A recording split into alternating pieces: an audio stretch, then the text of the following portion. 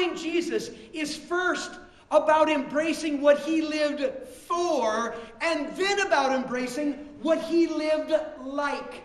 Following Jesus is first embracing his purposes, and then it's embracing his morality. No one of us can claim that we follow Jesus unless we are living for what he lived for, not just living like what he lived like. And remember what Jesus lived for above all things? He said in Luke chapter 19 and verse 10, "For I, the Son of Man, have come to seek and to save that which is lost." The ultimate reason for my being, the purpose for me being on earth, is to go after and to reach those disconnected from God who do not have spiritual life.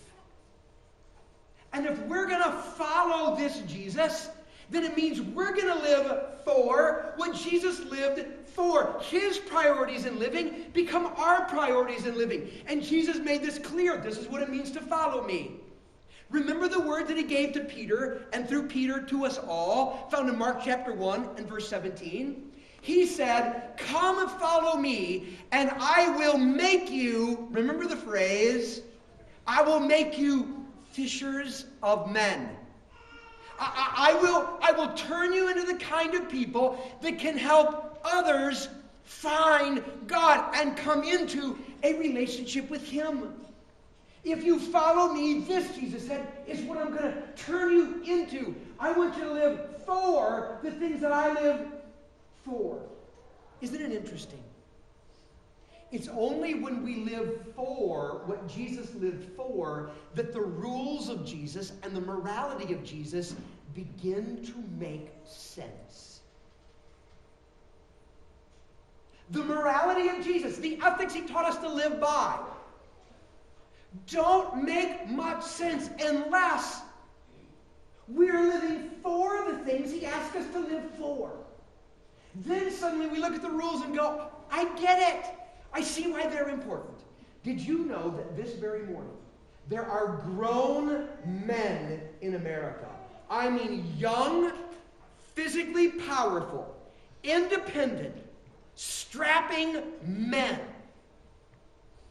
who allow themselves to be told when to go to bed and when to get up in the morning. They allow themselves to be told what to eat and how much to eat. They follow orders from other people in regards to what they can do at night and what they can do on the weekends.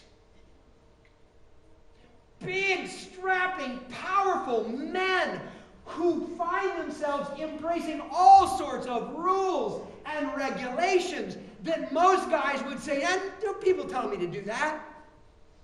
And you know who those men are? They're called professional football players. And some of them will be playing in the NFL playoffs today. And they allow themselves, they put themselves under all sorts of rules and regulations. But you know why they do it? Because they have a purpose. They want to win games. They want to get in the playoffs. They want to win a championship. They want to be world champions. And because they are living for that purpose, the rules all make sense to them. Not a problem for them. More than happy to embrace them, abide by them, put myself under them, because they make sense given what I'm trying to do with my life. Same thing works for the rules of Jesus, the morality of Jesus, the ethics of Jesus. They only make sense. They only fit. They only look really, really smart when we're living for the very purpose that Jesus lived for and what he called us to do.